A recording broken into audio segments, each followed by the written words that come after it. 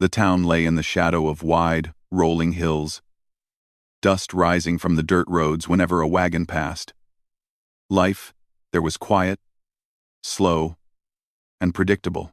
Most of the townsfolk were farmers, shopkeepers, or ranchers like John, a man in his mid-40s who had lived his whole life on the edge of the hills. He was a widower, strong and steady, known for his practical nature and quiet demeanor. People respected him for his honesty, his hard work, and the way he treated everyone fairly. Yet, even John could not escape the strange stories that moved like whispers through the town. The whispers were about a young native girl named Lila. She had survived a terrible illness that had taken her family when she was very small, leaving her alone in the world. Some said that she carried a curse, that misfortune followed her wherever she went. Shops would close when she passed by, and children were warned to stay away. No one wanted to get too close, for fear that whatever had taken her family might touch them too. It was a story that had grown with each retelling, until Lila was no longer a child, but a symbol of fear. John first heard about her while visiting the market. Women in long skirts whispered as he passed, and an old man with a cane muttered under his breath, "She'll bring trouble, mark my words." John frowned, shaking his head slightly. He had heard rumors before, and he had learned that fear often told more about the one who feared than the one being feared. He had no reason to believe in curses. He only believed in hard work, common sense, and the kindness a person showed to another. It was a hot afternoon when John first saw her on the outskirts of his ranch. She was sitting by a small creek, her feet in the cool water, trying to wash the dirt from her thin, worn clothes. She looked tired and small, her dark hair tangled, and her eyes wary.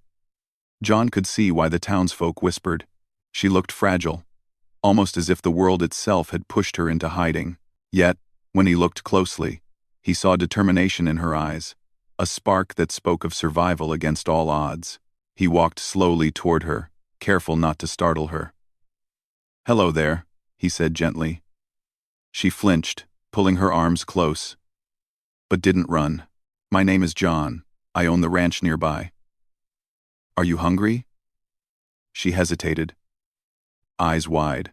It had been so long since anyone had spoken to her kindly. I can take care of you," John continued. "You don't have to stay alone." Lila studied him carefully. She had been told to fear strangers, that the world was a dangerous place, and yet something about John seemed different. He did not look angry. He did not look scared. And most importantly, he did not look like he believed in curses. After a long pause, she nodded slowly. John led her to the ranch, a place full of wide pastures, horses, and barns smelling of hay and leather. He introduced her to the few ranch hands he had, explaining that she would have food, shelter, and work. At first, the other men were hesitant, glancing nervously at Lila and muttering under their breaths about bad luck. John ignored them, knowing that fear could cloud judgment, but could not change reality. He began teaching her simple tasks, first feeding the chickens, gathering eggs, and carrying water for the animals. She was clumsy at first, stumbling over buckets and dropping tools, but John never scolded her. Instead, he encouraged her, showing her patiently how to do things. Day by day, she began to learn. She discovered that she had a natural ease with animals. Horses that had been shy or frightened by strangers allowed her to approach, and even the stubborn old goat seemed to recognize her gentle hand. While she worked, John noticed small things about her: the way she paused to watch a bird land on a fence post, the way her eyes followed the sun as it moved across the sky. She noticed details he sometimes overlooked. He realized that she had a quiet intelligence, a mind tuned to the world around her. And slowly, the spark he had seen that first day began to grow. Lila began to smile. Small at first, but genuine, a smile that lit her face in a way that made John feel hopeful. The townsfolk did not approve. They whispered from behind fences, shook their heads, and sometimes came to the edge of the ranch to watch from afar. Rumors about storms and accidents began to follow. One evening, a sudden thunderstorm struck the fields, and a young calf was injured. The neighbors whispered that it was the curse at work. John, however, stayed calm. He and Lila worked together through the storm, sheltering the animals and tending to the injured calf. It was not magic or misfortune, they simply acted with care and knowledge. The calf survived, and by morning, Lila was smiling proudly. Through all of this, John and Lila shared quiet moments. After long days, she would sit on the porch of the ranch house, listening to him talk about his life and the land. He would tell stories of the hills, of the ways of ranching passed down from his father. She, in return, spoke of her family, of lessons learned in her own culture, of survival and resilience. Each story they shared built trust. Each day, Lila felt less like the girl the townsfolk feared and more like someone who belonged somewhere. John noticed how Lila's confidence grew. She began to take initiative, feeding the animals without being asked, leading the younger horses to water, mending fences on her own. She was no longer just surviving, she was thriving. John's pride in her was quiet but deep. He had never had children of his own, and in a way, Lila had become like family to him. He protected her not just from the hard work and the elements, but from the fear and judgment of the townsfolk. At times, the fear of the town tried to intrude. Someone would let a gate swing open, or whisper rumors to the children, trying to test the so-called curse. Strange coincidences happened, as they always do in life. A storm, a broken wheel, a sick animal. But John saw them as ordinary challenges, not curses. And he guided Lila through them, teaching her to solve problems with patience and thought, rather than fear. Lila began to learn an important lesson. Fear only had power if you allowed it to. The days turned into weeks, and soon the other ranch hands began to notice the change in her. She moved with purpose, spoke with confidence, and her hands were steady. Even the old, suspicious men began to respect her.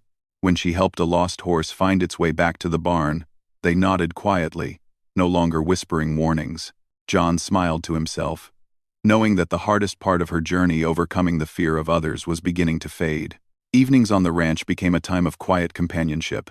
John would sit on the porch, sipping coffee, while Lila sorted hay or cared for the animals nearby.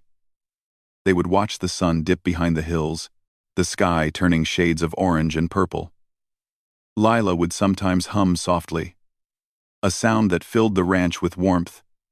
John felt something he had not felt in years, a sense of peace and even joy. By the end of that first season together, Lila had grown into someone strong, capable, and brave.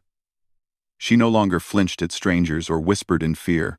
She had learned to trust John completely, knowing that he would protect her, guide her, and see her for who she truly was. The town still whispered, but their words had less power than they once did. For John and Lila, the ranch had become a place of safety, learning, and hope. John often thought about the day he had first seen Lila by the creek. He realized that he had not only given her shelter and work, she had given him something too. She had brought life back into a quiet, lonely ranch.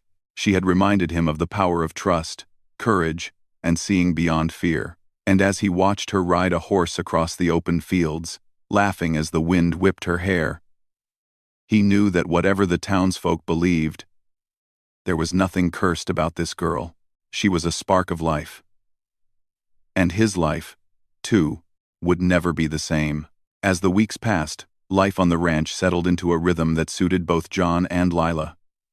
The seasons shifted slowly, bringing warmer days and cooler nights. Lila had grown stronger, her hands skilled at mending fences, feeding animals, and handling the horses. She had become a part of the ranch, not just someone who worked there, but someone who cared deeply for every living thing around her. John watched her with quiet pride, amazed at how quickly she had adapted and how much her presence had changed the energy of the ranch. The townsfolk, however, were slow to change. Rumors still floated through the dusty streets and local shops. Some people whispered about storms or misfortunes, claiming that Lila's presence caused trouble. But slowly, small events began to change their minds. One afternoon, a neighbor's horse wandered into John's pasture.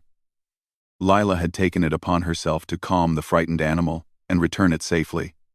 When the owner arrived, they were astonished. The horse was unharmed, and Lila had handled it with such calm and skill that it seemed impossible.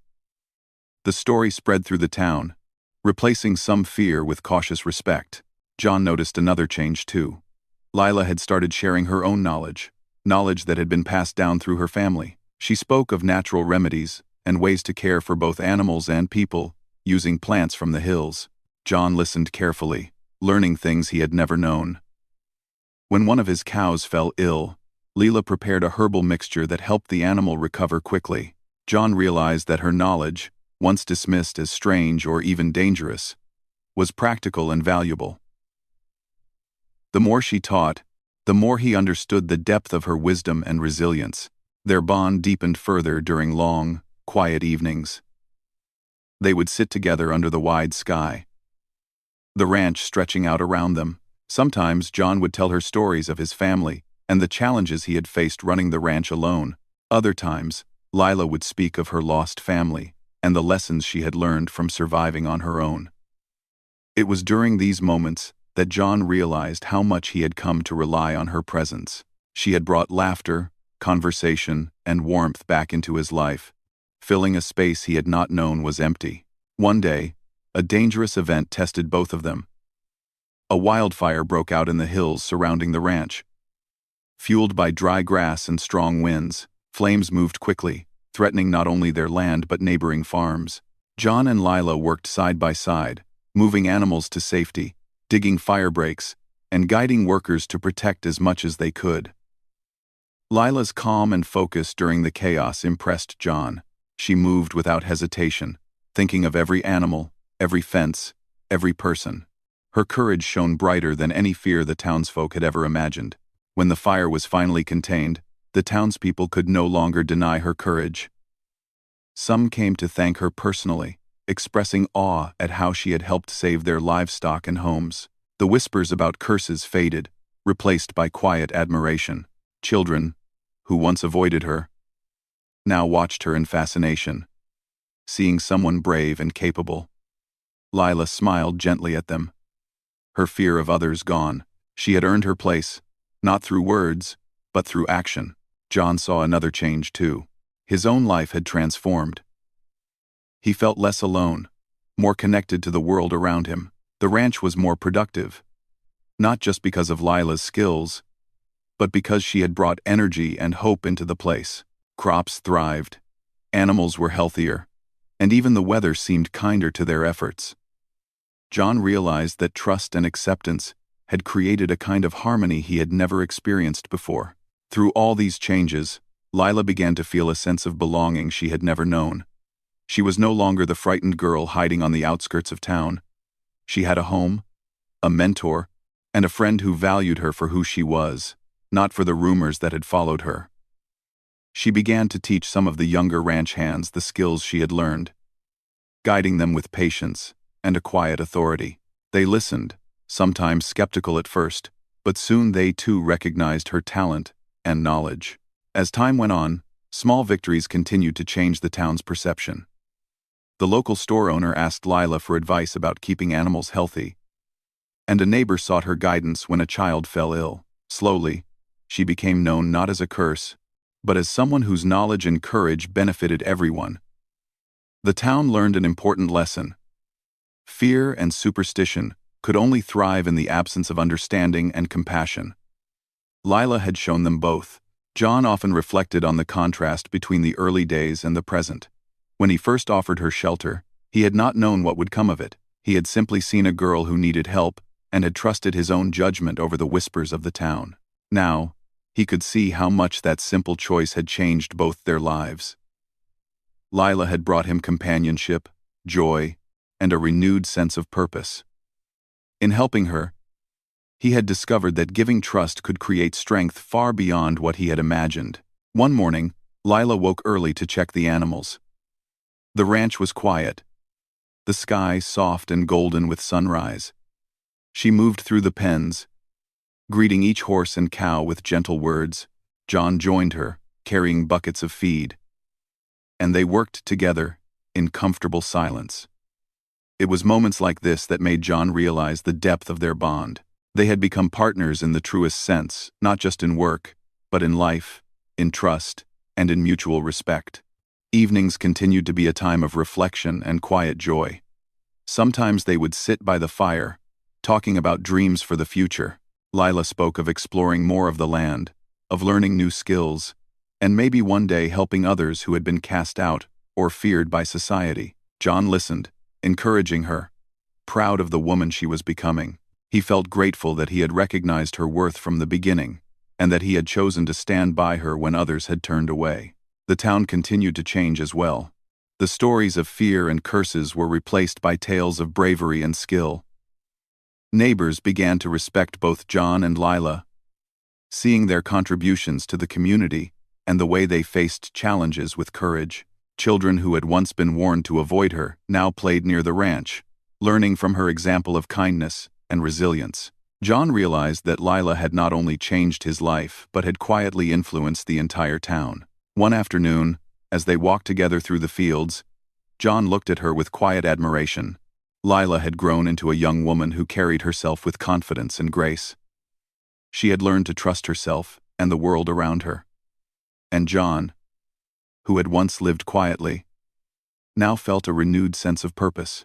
Together, they had faced fear, superstition, and challenges, and they had emerged stronger. The ranch was thriving, the animals were safe, and the town had begun to see the truth. There was no curse, only courage and resilience. By the time the first year of their partnership passed, John and Lila had built more than a successful ranch. They had built a life of trust, respect, and hope. The girl who had once been feared had transformed the ranch, the town, and John's own heart. And as they stood together one evening, watching the sun set over the hills, the world around them seemed at peace.